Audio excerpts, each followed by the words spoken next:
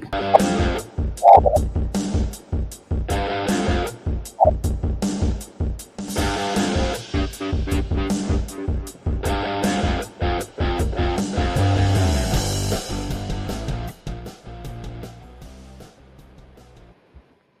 morning, hockey fans. This is Stephen Heisler with HeisHockey.com, the victorious hockey company, and the ever-evolving junior hockey discussion group on Facebook.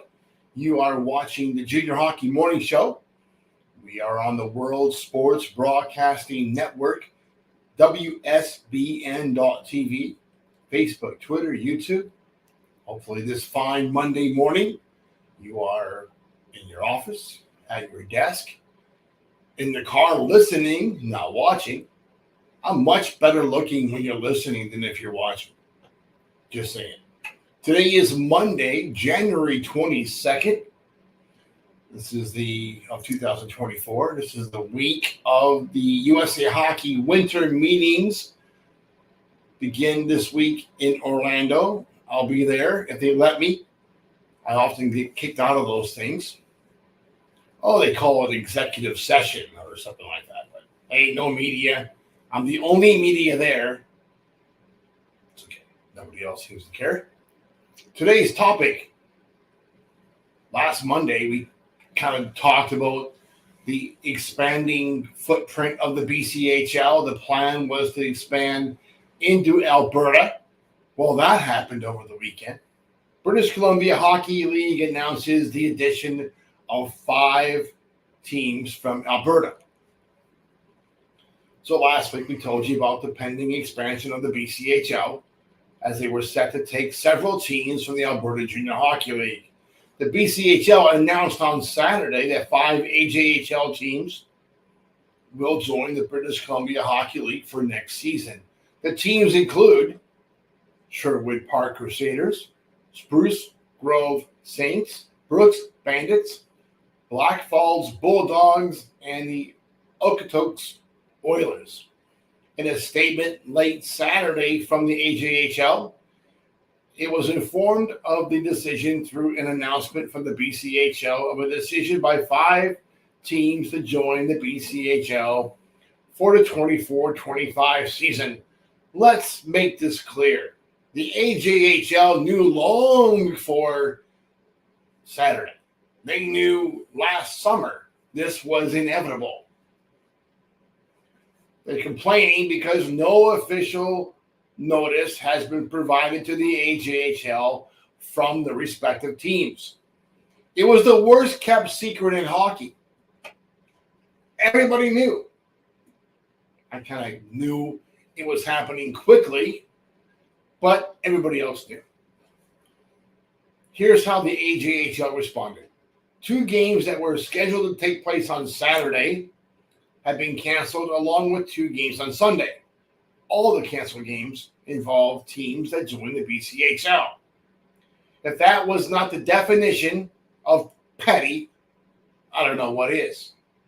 Instead of keeping the integrity of the current season intact, the leadership of the AJHL resorted to a knee-jerk reaction that proved nothing but gross immaturity. That's right. The Alberta Junior Hockey League acted like a bunch of spoiled, rotten babies. Oh, you don't want to play with us anymore? You don't get to play at all. Stupidest thing I ever heard. The BCHL has announced that it will come to terms with 5 Alberta-based teams, and that happened on the BCHL site on Saturday. The statement went on to say that the information about the league structure with the additional teams will be announced within a couple weeks. BCHL now grows from 17 to 22 teams, while the AJHL will be reduced from 16 to 11. The future of the remaining teams in the AJHL remains unclear, bringing a major change to the league, which formed in 1964. We are being told that a serious discussion is taking place, maybe not right now, but is taking place between several operators within the AJHL and counterparts from the Saskatchewan Junior Hockey League.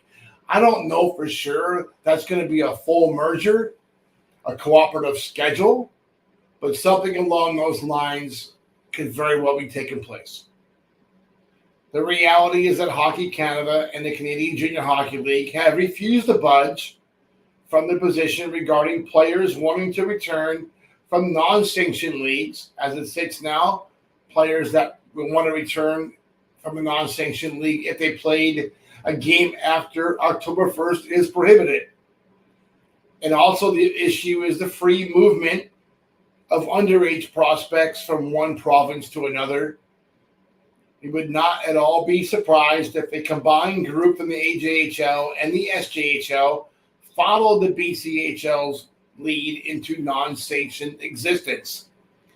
None of these choices would have been made if Hockey Canada would not have caved to the folks from the Canadian Hockey League, that is the Ontario Hockey League, the Western Hockey League, and the Quebec League.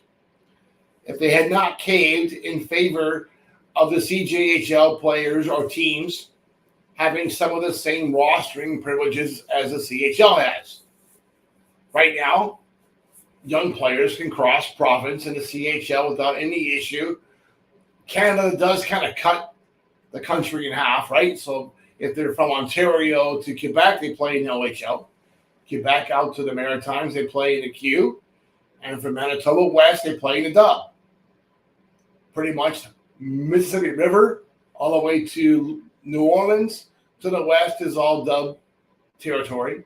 The Q gets some of New England, I believe, and then the OHL is out spaces in the middle. Right now, the Canadian Hockey League can take as many imports from the United States as they want. CJHL teams are limited. BCHL teams are not anymore. All of this, let's go back.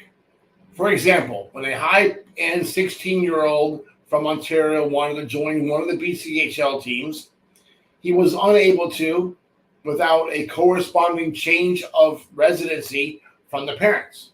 So the parents would literally have to pack up in Ontario, move to British Columbia in order to play on one of those BCHL teams. All of that is now a moot point. But the 10,000-pound elephant in the room is the expected announcement from the NCAA that changes eligibility rules for hockey. Listen closely. We are hearing those players with less than 10 games in the National Hockey League, the NHL, will be eligible to enroll and play for Division 1 and 3 schools after this summer. Many hockey purists continue to try and downplay this move by the NCAA, but it's difficult to argue against when some NCAA athletes are literally taking down millions of dollars in name, likeness, and image and likeness agreements. With USA Hockey's meetings starting this week, I'm sure that a lot of conversations will be pointed into this direction. The big fear is that all this means less NCAA Division I opportunities for American players. Let's be clear. There's not going to be any more scholarships, right? Division I schools aren't all of a sudden going to say, hey, we're going to give out more scholarships because we have all these Canadian kids now eligible. That's not going to happen. It's going to be the same number of scholarships. What's ultimately probably going to happen is that some USHL kids would normally they would have got a free ride are going to have to pay for school. North American Hockey League players rarely get free rides anyway, so they're still paying for school. More NAHL players will end up going to D3, maybe some USHL players as well. Some higher-end players from the other Canadian leagues will end up in D3 and ACHA D1. All in all, college hockey is going to be a lot better from Division I down to the ACHA D2 spots. All across the game is going to be better level of play, a better developmental opportunity combined with the academic advantages that schools offer. It's a good thing. Get your panties out of the bundle. We're going to be fine. That's it for today. Hope that you enjoy your morning coffee and have a great day in hockey.